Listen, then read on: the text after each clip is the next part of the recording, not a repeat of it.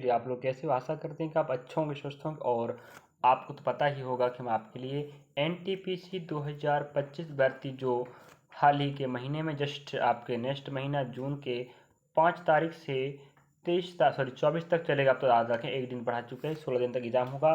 तो 5 जून से 24 जून के मध्य एग्ज़ाम होगा। और जिसका फॉर्म फिलअप 2019 में हुआ था और पेपर 2020 और 21 में हुआ था, उसी भर्ती परीक्षा के प्रश्न आपको हम पीवाई के प्रश्न के सीरीज के पार्ट में कवर करा रहे हैं, जहां पर आपको बता दें लगभग 95 प्लस वीडियो बन चुके हैं, जहां पर मैथ्स का वीडियो, रीजनिंग का वीडियो और जीके जीएस के साथ में आपको साइंस कंप्यूटर जो भी आपका जीके जीएस का इतिहास भूगोल अर्थशास्त्र रहेगा पूरा आपको मिलेगा। और रही बात, आपको बता दें, बड़ी खुशी हो रही है, हम आपको बताते हैं कि आपके लिए बड़ी मेहनत कर रहे हैं, इसलिए 95 प्लस वीडियो बना कर रखें और वीडियो देखिएगा तो आपको फायदा ही होगा। और रही बात, आप रेलवे भर्ती परीक्षा 2025-26 NTPC group B RPF SI constable के प्लेलिस्ट में जाकर विजिट कर सकती हो। और हमने आरपीएफ कांस्टेबल एसआई के लिए इस प्रकार के प्रश्न पढ़ाया था सीरीज में, तो वैसे ही प्रश्न आए थे। तो आप विजिट करें और अपने सहपाठी को विजिट करवाएं। तो लेके चलते हैं इस तारीख का, आप तारीख और शिफ्ट देख पा रहे होंगे। इस शिफ्ट के हमने 20 प्रश्न कवर कराया है और नेक्स्ट प्रश्न कवर कराने वाले हैं। चलिए, और प्रश्न क्रमांक लगातार नहीं मिलेगा क्योंकि उस समय की भर्ती परीक्षा में ऐसा नहीं था। अब जो एग्जाम कंडक्ट करवाया जा रहा है रेलवे के द्वारा, उसमें सिस्टमेटिक अलग अलग पार्ट के रूप में प्रश्न आएंगे। चलिए नेक्स्ट प्रश्न पर चलिए, तो इस सेकेंड पार्ट, बाकी जो पार्ट है जीके जीएस का वो तो भंडार रखा, लेकिन जो इस शिफ्ट इस तारीख का सेकेंड पार्ट है वो कवर हो रहा। 46 प्रश्न क्रमांक आप क्रॉस वेरीफाई भी कर सकते हैं पीडीएफ और शिफ्ट को। चलिए, जिस तरीके से मस्तिष्क किसी उत्सर्जित ध्वनि की आवृत्ति की पहचान करता है उसे क्या कहा जाता है? याद रखिएगा, ऑप्शन आपके पास थर्ड राइट है, पिच। उसे क्या बोलते हैं? पिच। तो अगर आपकी जो मस्तिष्क है वो किसी उत्सर्जित ध्वनि की आवृत्ति को पहचान जाता है तो उस से हम क्या बोलते हैं? पिच कहते हैं। ठीक है, नेक्स्ट प्रश्न को बढ़ते, क्रमांकगत प्रश्न नहीं मिलेगा।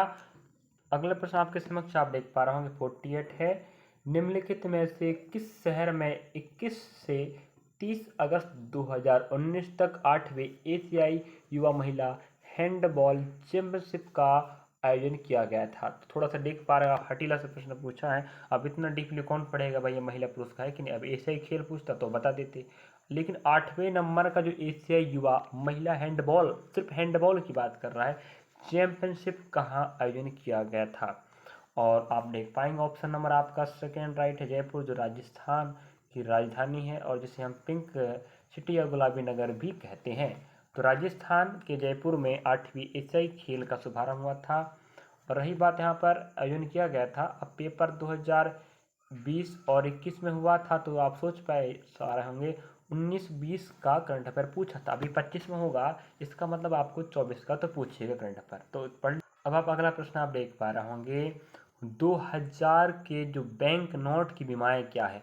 मतलब कहना चाह रहा है कि कितना लंबा और चौड़ा होता है, याद रखिएगा। तो आपके पास, आप देखेंगे चौड़ाई की बात करें तो आपके पास से 66 mm चौड़ा होगा और 166 mm इसकी लंबाई होगी। किसकी नोट की बात कर? 2000। तो देख पा रहे होंगे आप, इस प्रकार से हमें 2000 नोट के बारे में प्रश्न पूछा है। तो आप लोग समझ जाइए कि बैंक में जो नोट बनाए जाते, सॉरी, बैंक नोट प्रेस होता है, उसके बारे में आपको किस प्रकार का रंग होता है, उसमें किस प्रकार के चित्र अंकित हैं, व कितना लंबाई चौड़ाई, ये भी पढ़ना पड़ेगा। तो आप समय रहते पढ़ लीजिए। अगला प्रश्न आपके समक्ष है, फरवरी 2021 में खालिस्तान की एनगोजी ओकोंजी इवियाला को WTO की पहली महिला प्रमुख नियुक्त किया गया, याद रखिएगा। तो वो नाइजीरिया में, नाइजीरिया की याद रखेंगे। तो नाइजीरिया की कौन है वो आप देख पा रहे होंगे, एनगोजी ओकोजी इवियाला को WTO, याद रखें, WTO के पहली महिला प्रमुख के रूप में नियुक्त किया गया। इस प्रकार से जो फैक्ट वाले प्रश्न होते हैं और अंतर्राष्ट्रीय स्तर के जो भी संगठन, याद रखिएगा, उनका प्रश्न तो बनता ही है, याद रखिएगा। तो नाइजीरिया की रहने वाली थी ओकोजी इवियाला। अगला प्रश्न आपके समक्ष है, राज्यसभा का कोरम पूरा करने के लिए कितने सदस्यों की आवश्यकता होती है? तो याद रखिएगा, राज्यसभा का कोरम पूरा करना है मतलब कोई भी जो फैसला सुनाया जाता है, याद रखेंगे, उसमें कम से कम 25 रस होनी चाहिए, तब उसे कोरम पूरा माना जाता है, या हम उस किसी भी फैसले पर निर्णय ले सकते हैं, याद रखें। ठीक है, चलिए, तो राज्यसभा याद रखें जिसे हम उच्च सदन कहते हैं, और जिसमें याद रखिएगा 250 सदस्य हो सकते हैं, याद रखें। और लोकसभा में तो भाई 552 होते हैं, याद रखिएगा। ये भी हमने इसके पहले भी प्रश्न आ चुका है, राज्यसभा, लोकसभा का, विधानसभा का, विधान परिषद का, और हमने बताया भी है। तो राज्यसभा में जो कोरम संख्या होती है, याद रखें, वो 25 होती है। और इस प्रकार से शानदार प्रश्न है। और आपको बता दें, यहाँ पर आपको इतिहास, भूगोल, राजनीति, अर्थशास्त्र, कंप्यूटर, खेल और आपको साइंस का तीनों पोर्शन, और इतिहास, अर्थशास्त्र, सभी चीज़ें आपको कंबाइन जी के जैसे रूप मिलेगा। बढ़िया शिफ्ट बाय डे देखोगे तो आपका ही फायदा होने वाला है। और आपको सिर्फ हम प्रश्नों को नज़र के रूप में दिखा रहे हैं कि प्रश्न पिछली बार किस प्रकार का आया था, और पिछले ईयर के प्रश्न किस प्रकार से बनाया था, किस टॉपिक आए थे, कितना हार्ड, डीप या इजी आया था, जी आपको दिखाने का प्रयास करें, जिससे आप उस आधार पर पढ़ सको। पौधों में फ्लोएम का कार्य क्या है? फ्लोएम होता है, जाइलम होता है, याद रखिएगा। तो ऑप्शन आपके पास थर्ड राइट हो जाएगा। यह शर्करा को पौधों के विभिन्न भागों तक पहुंचाता है, याद रखेंगे। आप बोल सकते हैं आप भोजन को, या भोजन को विभिन्न भागों तक पहुंचाने का काम कौन करता है? फ्लोएम और जाइलम। जाइलम का काम क्या होता है, आप समझ पा रहे होंगे। जा मतलब जल, जल को जड़ों के माध्यम से ऊपर समस्त भागों तक पहुंचाने का काम जाइलम का होता है, और फ्लोएम का काम होता है भोजन को सभी भागों तक पहुंचाना। तो वहाँ पर भोजन ना बोल के शर्करा बोल दिया तो भी ठीक है। तो शर्करा को पौधे के विभिन्न भागों तक पहुंचाने का काम फ्लोएम का है, और जल को पहुंचाने का काम जाइलम। प्रकार से आप प्रश्न को समझ रहे होंगे। अगला प्रश्न आप देख पा रहे होंगे, बाइंडिंग प्रक्रिया द्वारा कागज के उपयोगी बनाए गए भाग की क्षतिपूर्ति करने के लिए पेज लेआउट में प्रदान किए गए अतिरिक्त मार्जिन को क्या कहा जाता है? तो याद रखिएगा, ये आपका कंप्यूटर का प्रश्न हुआ है कि नहीं। जब आप बाउंडिंग प्रक्रिया करवाते हैं तो कागज में जो अनुपयोग भाग होता है, जिसका उपयोग नहीं होता है, तो उसकी क्षतिपूर्ति करने के लिए आप लेआउट में क्या बनवाते हो? एक मार्जिन बनवाते हो। तो उस मार्जिन को क्या कहा जा रहा है, जब पूछो याद रखिएगा। ऑप्शन पहला राइट हो जाएगा गटर, तो उसे हम गटर मार्जिन कहते हैं, ठीक है। याद रखिए, ये आपका पेज हमारा, इस इतने में आप क्या बनाओगे? मार्जिन बनवाओगे। ये फालतू जगह हो जाता है, तो इसे हम बोलते हैं गटर मार्जिन, ठीक है। तो जो मार्जिन बनाया जाता है कि नहीं, अनुपयुक्त भाग को अलग करने के लिए, तो उसे गटर मार्जिन। अगला प्रश्न आप देख पा रहा हूँ, अगर आप शिफ्ट बाय डे देखोगे माना जाए, तो आप प्रश्नों का आइडिया लगा पाओ। हम एनटीपीसी के प्रश्न के साथ साथ ग्रुप डी के प्रश्न भी कवर कराए इससे पीवाई की सीरीज में, और जो आरपीएफ कांस्टेबल के और एसआई के प्रश्न भी कवर कराए, जिससे आप सभी चीज़ों के कंबाइंड डाटा पढ़कर तैयारी कर सको। और अप टू डेट प्रश्नों के हिसाब से हमने इस चीज़ को लिया था। आरपीएफ कांस्टेबल एसआई के प्रश्न, NTPC, group D, RPF, SI constable, इन चीज़ों का जो सिलेबस पाठ्यक्रम सेम टू सेम रहेगा। थोड़ा बहुत बदलाव होता है, बाकी प्रश्नों की संख्या व नंबरिंग में बदलाव रहेगा, बाकी चीज़ सेम रहेगी। हमें प्रश्न पूछ रहा, अगर आप देख पा रहे होंगे, निम्नलिखित में से कौन सा देश ओपेक, जैसे OPEC, जिसे हम हिंदी में क्या बोलते हैं, पेट्रोलियम निर्यातक देशों के संगठन का सदस्य नहीं है? तो इस प्रकार से अंतर्राष्ट्रीय संगठन का मुख्यालय कहाँ पर, उसको देश क्या, कितने सदस्य देश हैं, वह कौन कौन शामिल है, ये आपको प्रश्न बनता है, याद रखिएगा। तो कांगो लोकतांत्रिक गणराज्य एक देश है जो इस ओपेक, जिसे हम बोलते हैं क्या, पेट्रोलियम निर्यातक देश के संगठन में शामिल नहीं है। चलिए नेक्स्ट प्रश्न पर। अगला प्रश्न आपके समक्ष है 70 नंबर का, भ्रंश समतल के साथ चट्टानों के खिसकने के कारण उत्पन्न होने वाले भूकंप को क्या कहा जाता है? मतलब थोड़ा हार्ड प्रश्न पूछ लिया। भूकंप के प्रकार, भाई हम भूकंप जानते हैं, उसको मापने का अंतर जानते हैं, सिस्मोग्राफ। थोड़ा सा और डीपली प्रश्न पूछ लिया। भाई एनटीपीसी का है और रेलवे का एग्जाम है, तो सोचिएगा थोड़ा सा लेवल तो चेंज करेगा। और रही बात जो CBT 1 की एग्ज़ाम के लिए है, और साथ में इन्हीं प्रश्नों को अगर आप समझ पाए तो बेहतर तैयारी करना है, तो आप इन प्रश्नों को उठाकर, टॉपिकों को समझकर, सब्जेक्ट को समझकर, कितने प्रश्न आ रहा है समझकर, आप उस चीज़ को, टॉपिक को बेसिक टू एडवांस पढ़ लीजिएगा, तो आप CBT 2 में पास कर पाओगे। तो याद रखिएगा, उस भूकंप को क्या कहा जाता है? विवर्तनिक भूकंप, ठीक है। तो उस भूकंप का नाम क्या रहेगा? विवर्तनिक भूकंप कहा जाता है। चलिए नेक्स्ट प्रश्न पर बढ़ते हैं। प्रश्न आप देख पा रहे होंगे, शिफ्ट वही है, तारीख वही है, और प्रश्न क्रमांक बढ़ रहा है। इनमें से कौन सा देश सार्क का सदस्य नहीं है?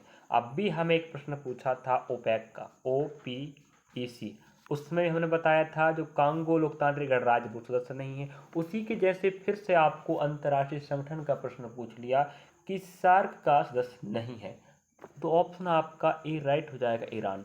तो आप खुद सोच पा रहे होंगे, शिफ्ट वही, तारीख वही, एक ही टॉपिक से अंतर्राष्ट्रीय संगठन का 2 प्रश्न आ गए। और शायद एक प्रश्न और आया था जहाँ पर हमें क्या प्रश्न पूछा था, महिला के बारे में पूछा था कि प्रथम महिला कौन थी, तो वो नाइजीरिया की रहने वाली थी, ओ को जो हमने बताया था। तो सोचिएगा ना भाई, एक ही अध्याय, एक ही टॉपिक से प्रश्न पूछ लिया, तो आप समझेंगे तो बन पाएगा ना आपको पेपर। अगला प्रश्न आप देखेंगे 74, जीवन के अधिकार को भारतीय संविधान के किस अनुच्छेद में शामिल किया गया है।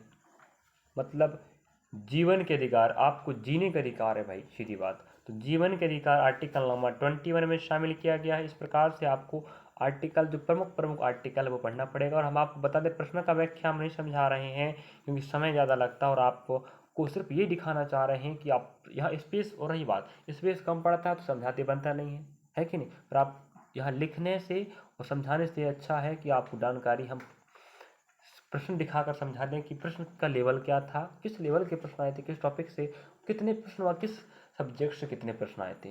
तो आप खुद समझकर उस चीज़ को उठा के टॉपिक को बेहतरीन ढंग से आप डीपली पढ़ सकते है कि नहीं। क्योंकि स्पेस कम हो जाएगा, फिर डाटा मिस हो जाएगा, फिर समझ नहीं आएगा, तो आप फिर कहोगे सर स्पेस कम पड़ रहा है, डाटा कम पड़ रहा है, सही समझ नहीं आ रहा। इसलिए हम सोचते हैं कि आपको व्याख्या ना पढ़ा के आपको प्रश्न दिखा दें, आपकी नज़र में उतार दें। अगला प्रश्न के चलते, तो आर्टिकल नंबर 21 आपको जीवन के अधिकार के बारे में इंगित करता है। अगला प्रश्न आपके समक्ष है, भारत की सरकार के अर्धसंघीय रूप का प्रावधान कहाँ से लिया गया है। तो इसका मतलब ये हुआ कि जो संविधान के स्रोत हैं, क्योंकि हमारा भारत एक विश्व का सबसे बड़ा और लिखित संविधान माना जाता है, और यह अनेकों देशों के संविधान से लिया गया है और हमारे भारत का संविधान बनाया गया है। तो वही पूछ रहा है, हमारे भारत सरकार के जो अर्धसंघीय रूप है ये कहाँ से लाया गया। तो आपको बता दें, यह कनाडा देश से लाया गया है, जिसकी राजधानी ओटावा है। और आपको बता दें, इस प्रकार से हमें पिछले शिफ्टों में भी, पिछले तारीखों में भी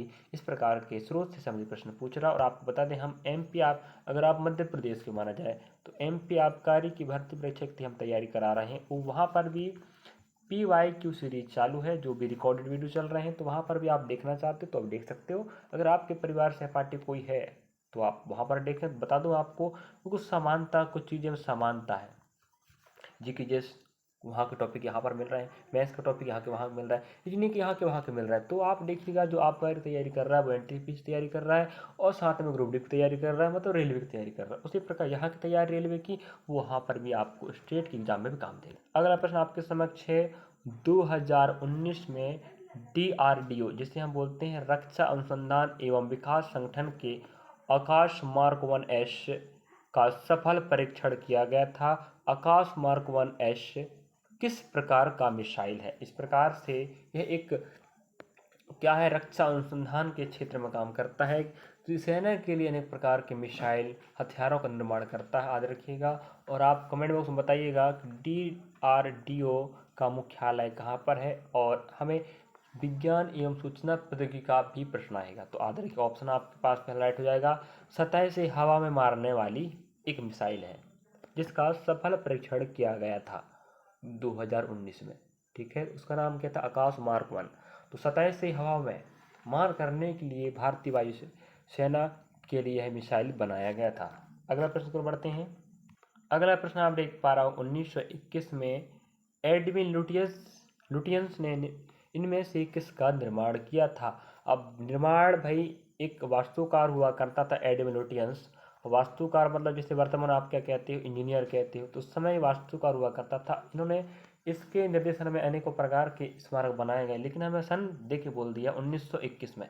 तो 1921 याद रखिएगा, इंडिया गेट। और इंडिया गेट आप पता है कहाँ पर, नई दिल्ली में। आपने शायद पुस्तकों में या अपने मोबाइल फ़ोन में या अनेकों जगह में आपने इंडिया गेट देखा होगा। और gateway of India, sorry gateway of India जो है मुंबई महाराष्ट्र में है, लेकिन इंडिया गेट नई दिल्ली में है। और इसके निर्माण 1921 में प्रमुख वास्तुकार, जिसे हम एडविन लुटियंस कहते हैं, उनके द्वारा निर्माण करवाया गया था। चलिए अगला प्रश्न आप देख पा रहे होंगे, कंप्यूटर की बूटिंग के लिए इनमें से किसकी आवश्यकता होती है। तो याद रखिएगा, कंप्यूटर का प्रश्न इसके पहले हमें आया था, याद रखिएगा, बाइंडिंग वाला प्रश्न आया था ना, जहाँ पर हम बोल रहा था कि अनुपयोगी भाग के लिए जो मार्जिन बनाए जाते हैं, जिसे हम गटर मार्जिन कहते हैं।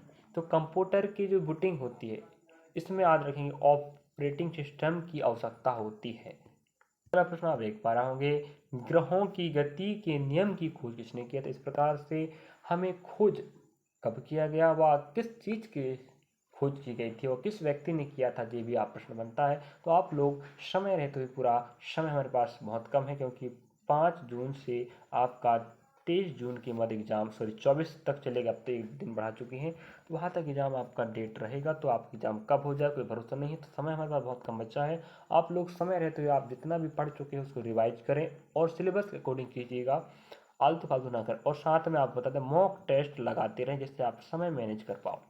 यहाँ पर रही बात, ग्रहों के गति के नियम की खोज किसने किया था, तो आपको पता होगा क्या प्लान है और आपने कई बार एग्जाम दिया होगा, तो इस प्रकार के प्रश्न आपको मिला होगा।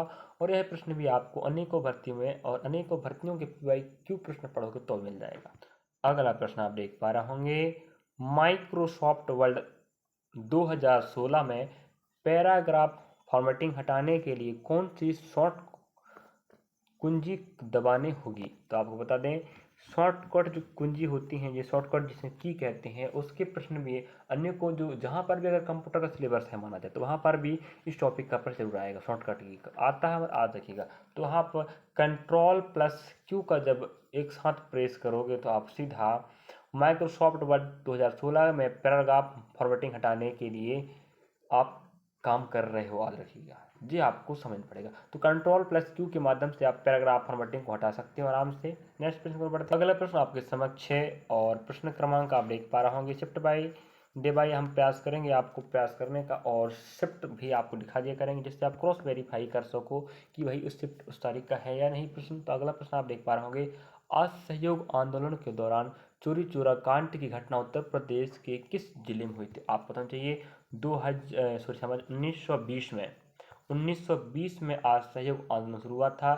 इस आंदोलन के बाद जब आंदोलन बढ़ गया तो 1922 में, याद रखिएगा, चोरी चोरा कांड हो गया था, जहां पर विद्रोहियों द्वारा, भारत में असहयोग आंदोलन में भाग लेने वाले विद्रोहियों द्वारा क्या किया गया, इस जो गोरखपुर एक ज़िला है और इस ज़िले में एक स्थान चोरी चोरा है, वहाँ पर पूरे पुलिस थाने को आग लगा दिया गया था, जहाँ पर जितने भी पुलिसकर्मी थे पूरे जलकर राख हो गए थे। जिस घटना को हम 1922 चोरी चोरा कांड के नाम जानते हैं, जो उत्तर प्रदेश के गोरखपुर में स्थित है। अगला प्रश्न आपके समक्ष है, इनमें से किस डॉक्यूमेंट्री शॉर्ट सब्जेक्ट सीडी में ऑस्कर पुरस्कार जीता था। इस प्रकार से ऑस्कर पुरस्कार, याद रखिएगा, फिल्म जगत का सबसे बड़ा पुरस्कार है। और अब बड़ा पुरस्कार है तो प्रश्न पूछेगा ना भाई, तो 2019 का प्रश्न पूछा था, तो इस प्रकार से आपको अप टू डेट वाले प्रश्न पढ़ना पड़ेगा। याद रखिएगा, पीरियड एंड ऑफ सेंटेंस, तो period end of sentence documentary था, याद रखेंगे, इसको 2019 में ऑस्कर पुरस्कार से सम्मानित किया गया था। अगला प्रश्न पर बढ़ते, तो यहाँ हमने आपको बताया है कि GKGS का 40 प्रश्न आएगा, मैथ्स का 30 प्रश्न आएगा, रीजनिंग का 30 प्रश्न आएगा, पूरा 100 नंबर का प्रश्न आएगा और आपको 1.5 या 1/2 घंटे में पेपर हल करना पड़ेगा और 1/3 नेगेटिव मार्किंग रहेगा। और आपको और जानकारी चाहिए तो आप हमें कमेंट बॉक्स में कमेंट कर सकते हैं। 40 में आपको GKGS मिलेगा, यहाँ पर आपको हमने पार्ट ए में 20 प्रश्न और पार्ट बी में 20 प्रश्न कवर कराया है। तो आप लोग पहले इसकी जस्ट शिफ्ट के पहले आप देखेंगे, इस पार्ट के पहले तो आपको इसी शिफ्ट का इसी तारीख का 20 प्रश्नों का समाहार मिल जाएगा और 20 आपको मैथमेटिक्स के, 20 आपको रीजनिंग का प्रश्न मिलेगा। बढ़िया शानदार तरीके से आपको हम मैथमेटिक्स के प्रश्न भी, रीजनिंग के प्रश्न और GKGS के प्रश्न भी कवर करा रहे हैं। तो बड़ी मेहनत लगती है विद्यार्थियों PYQ सीरीज चलाने में। वीडियो को समझना पड़ता है, प्रश्नों को समझना प्रश्नों को देखो, समझो, सीखो और आपको सिखाना पड़ता है, तो बड़ी मेहनत लगती है। आप लोग मेहनत कीजिएगा, हम आपके लिए मेहनत कर रहे हैं। तो ऐसे वीडियो आप चाहते हो पर डे, तो आप हमें समय सब्सक्राइब कर लीजिएगा, बेल आइकन दबा लीजिएगा, जिससे नवीनतम वीडियो आपको पहले मिल जाए और आप देख कर पढ़ सको। और 100% गारंटी देते हैं कि आपको ये प्रश्न आपकी भर्ती परीक्षा में आपको सहयोग प्रदान करेंगे बेहतर नंबर लाने में। और यकीन नहीं है तो मत करो भाई, जो विद्यार्थी करेगा सो पढ़ेगा। वो NTPC के साथ साथ ग्रुप D याद रखें, दोनों भर्ती में आप काम देगा और ALP में आप काम देगा, JEE में काम देगा, तकनीकी में काम देगा और RPF कांस्टेबल SI में भी काम देगा। जल्द वैकेंसियाँ दोबारा रिवाइज होगी, क्यों? क्योंकि एक बार सिलेंडर समाप्त हो चुका, सेकेंड बार का कैलेंडर जो 25 भर्ती का उसका ALP का चालू हो चुका है और फॉर्म फिलअप आप कर चुके होंगे। चलिए मिलेंगे नेक्स्ट पार्ट में। थैंक यू फॉर वॉचिंग और ऐसे ही पढ़ते रहें, हम आपके साथ हैं। सब्सक्राइब कीजिएगा और सहयोग कीजिएगा। और आपको बताते हैं खुशी होती है कि मुझसे पर डे 5 से 10 विद्यार्थी जुड़ रहे हैं। शायद उनके लिए मैं कुछ बेहतर कर पा रहा हूँ और आप लोग 1% अगर आपका फ़ायदा होता तो आप हमें जुड़ें और अपने सहपाठी जो विद्यार्थी पढ़ना चाहता उसे भी आप जोड़ें और सिखाएं समझाएं। चलिए, थैंक यू फॉर वॉचिंग।